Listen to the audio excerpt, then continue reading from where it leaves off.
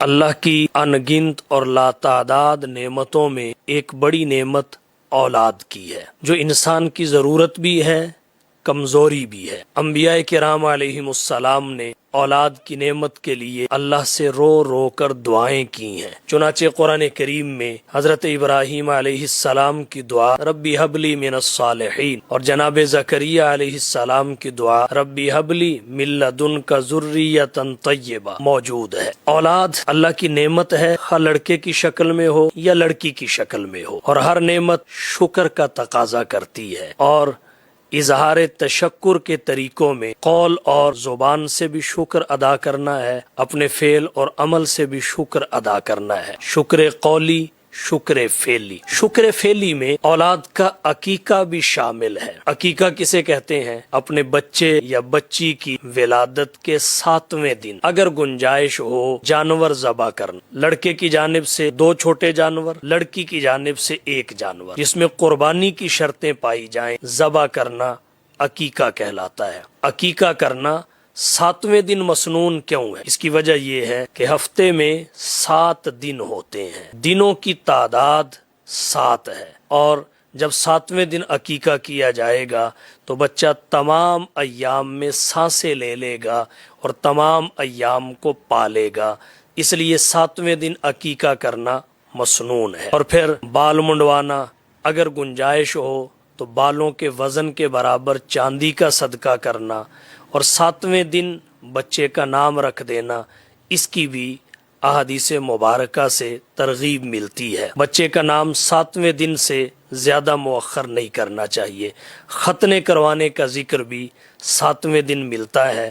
رسول اللہ صلی اللہ علیہ وسلم نے حضرات حسنین کریمین رضی اللہ عنہما کے 7ویں دن ختنے بھی کروائے، بال بھی منڈائے، بالوں کے وزن کے برابر چاندی کا صدقہ کیا، نام بھی رکھا، عقیقہ بھی کیا۔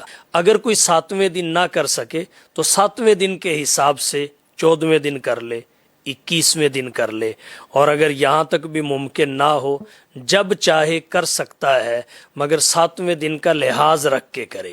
اور 7ویں دن کے لحاظ کا مطلب یہ ہے کہ جس دن پیدا ہوا اس سے پچھلا دن جو بھی بنتا ہے جب بھی کرے اس دن عقیقہ کرے۔ مثلا اگر ولادت جمعہ کے دن ہوئی تو جب بھی عقیقہ کرے جمعرات کو کرے، اگر ولادت جمعرات کو ہوئی تو جب بھی عقیقہ کرے بدھ کے دن کرے۔ رسول اللہ صلی اللہ علیہ وسلم نے اپنا عقیقہ اعلان نبوت کے بعد فرمایا۔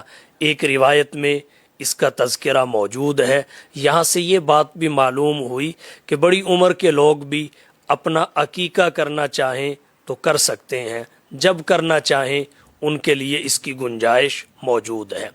دوسری بات یہ قابل ذکر ہے کہ لڑکے کی طرف سے 2 اور لڑکی کی طرف سے 1 چھوٹا جانور ذبح کرنے کا ذکر ملتا ہے۔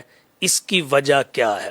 اللہ تعالیٰ نے اس کائنات کے نظام کو حکمت کے ساتھ چلانے کے لیے، بہتری کے ساتھ چلانے کے لیے مرد کو عورت پر فوقیت دی ہے۔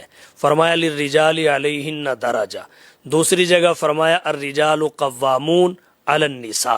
اس سے مرد کی عورت پر فوقیت ثابت ہوتی ہے، اس لیے لڑکے کی طرف سے 2 جانور، لڑکی کی طرف سے 1 جانور کو ذبح کرنے کا ذکر ملتا ہے۔ اگر کوئی شخص 2 جانور لڑکے کی طرف سے ذبح کرنے کی استطاعت نہیں رکھتا تو 1 ذبح کر دے، تب بھی عقیقے کی سنت ادا ہو جاتی ہے۔ البتہ جانور میں قربانی کی شرطیں پائی جاتی ہوں، اور اگر کوئی بڑا جانور ذبح کرنا چاہے تو اس کی بھی گنجائش ہے۔ بڑے جانور میں 7 تک حصے بھی ڈالے جا سکتے ہیں، قربانی کے ساتھ بھی عقیقے کے حصے کو شامل کیا جا سکتا ہے، اور اس جانور کے گوشت کی تقسیم کا افضل اور مناسب طریقہ بھی وہی ہے جو قربانی کے جانور کے گوشت کو تقسیم کرنے کا ہے، کہ 3 حصے بنائے جائیں عقیقے کے گوشت کے، 1 اپنے لیے، 1 عزیز و اقارب کے لیے، اور 1 فقراء مساکین کے لیے۔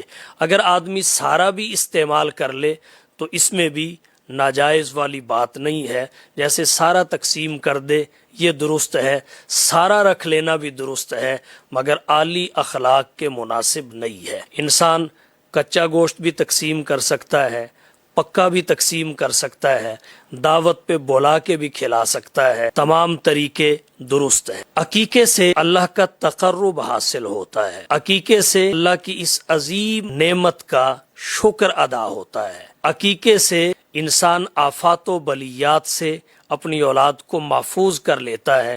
گویا یہ اسلامی ویکسینیشن ہے، اور اگر کسی شخص نے عقیقہ نہیں کیا گناہگار نہیں ہے، لیکن اگر کرے گا تو اس کے فوائد بہت ہیں۔ اس لیے اگر اللہ نے اولاد کی نعمت عطا فرمائی ہے، گنجائش بھی عطا کی ہے، تو یہ سنت ضرور اپنانی چاہیے، اس پر عمل کر کے اس سنت کی برکات ضرور حاصل کرنی چاہیے۔